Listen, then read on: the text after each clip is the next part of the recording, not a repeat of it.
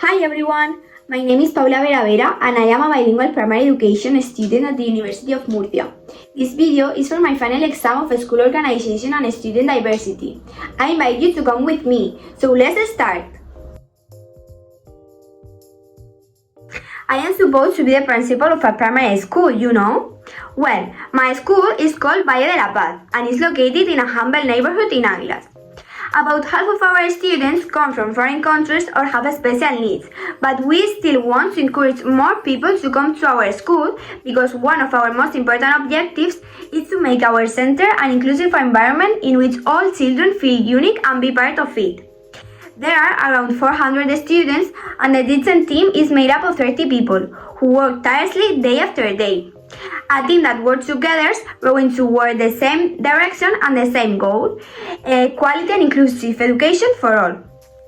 First of all, I was supposed to ask an AI for 10 ideas about how to solve this situation. That is, how to attract the maximum number of students to my school, dealing with the diversity of it. Therefore, I asked ChatGPT this prompt and it gave me these 10 ideas.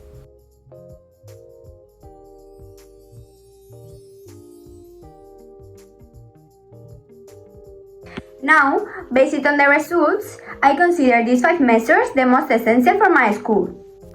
Cultural exchange programs. Given the diverse makeup of my school, cultural exchange programs would be extremely appropriate.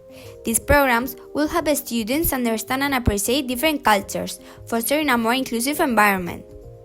In addition, in Spain, the Organic Law for the Improvement of Educational Quality, LONCE, supports intercultural education and inclusion, and the Spanish Constitution also ensures the right to education without any form of discrimination. For this, students, teachers, and potentially parents will be the primary actors affected. Local cultural organizations and partner schools will also be involved.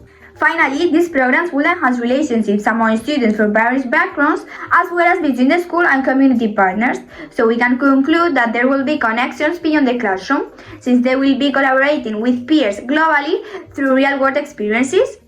Connections between teachers and students and among peers will also be strengthened, as well as connection with learning, since they will be learning together through meaningful learning experiences.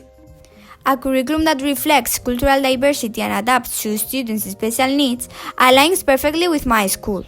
The Spanish Education Act, LOE, underscores the importance of a curriculum that respects diversity and ensures equal opportunities for all students. In this case, teachers will need to adapt their teaching material and methods, and students from diverse backgrounds will benefit from seeing their cultures and special needs represented in the curriculum. The bond between teachers and students might improve as the students see their identities reflected in what they learn. This could enhance engagement and connection within the classroom, as well as connection within the learning context, facilitating students the right to learn. Encouraging parents to be involved is a key method to create a supportive school atmosphere, particularly in a diverse community, so this will be of vital importance. Especially, the law and subsequent reforms in Spain insist on the importance of parental involvement in education. Parents, teachers, and school administrators will play direct roles in these initiatives, especially parents. Also, a stronger relationship between teachers and parents can lead to better academic and emotional support for students, and at the same time, connections beyond the classroom are being affected, since they are maintaining relationships with people outside the classroom, in this case, parents.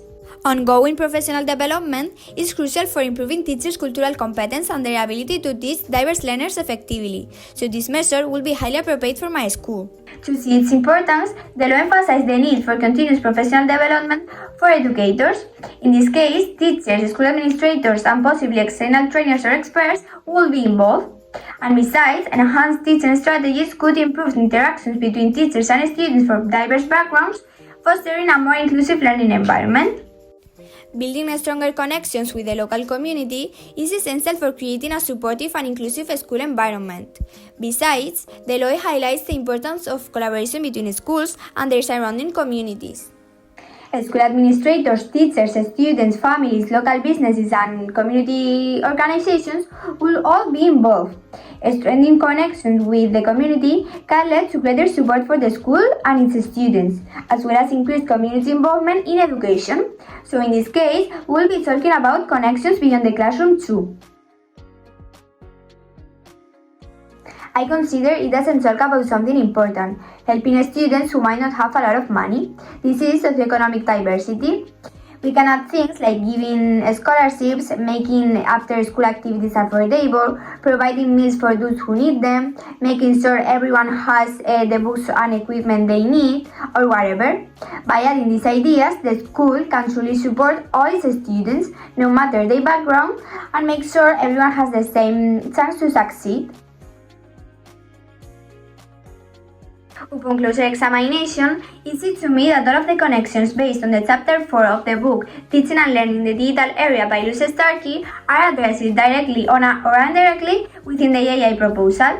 The teacher-student connection through professional development opportunities, peer mentorship programs and language support services, connection among peers through mentorship programs and inclusive facilities, connection within the learning context through a diverse curriculum and language support services, connections beyond the classroom through cultural exchange programs, community outreach initiatives, and parent involvement activities, and lastly, connections within learning are promoted through peer mentorship program and inclusive facilities and resources.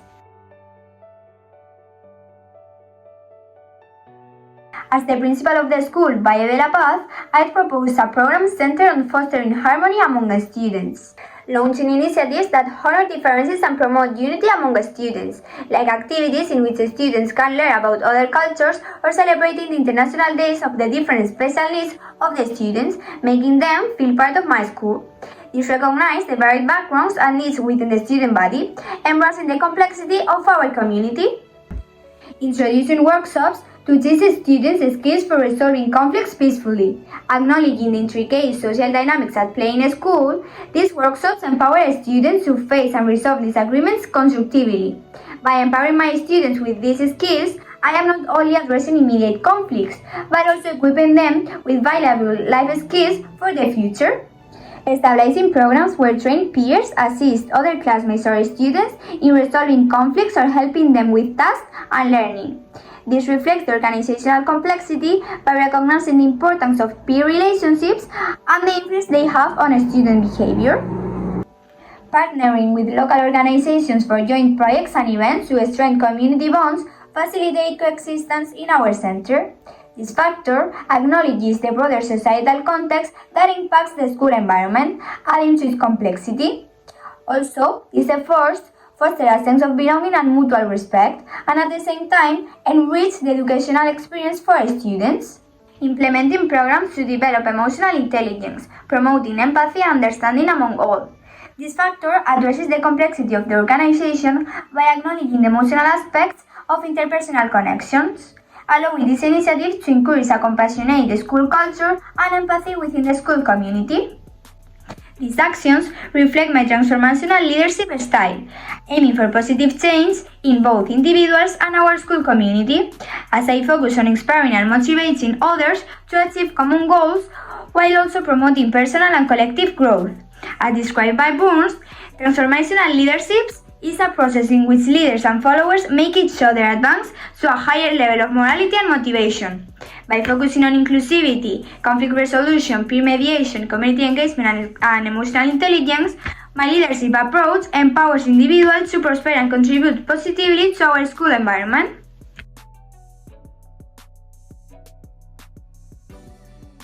When it comes to dealing with the students who have special needs related to intellectual disabilities in a school setting, there are some crucial aspects of the diversity care plans to consider for me. Individualized education plans. It's essential to develop personalized plans for each student with intellectual disabilities. These plans should spell out the specific learning goals as well as the accommodation and support services each student needs to succeed. Differentiated instruction. Teachers need to employ teaching methods that cater to the diverse learning needs within the classroom.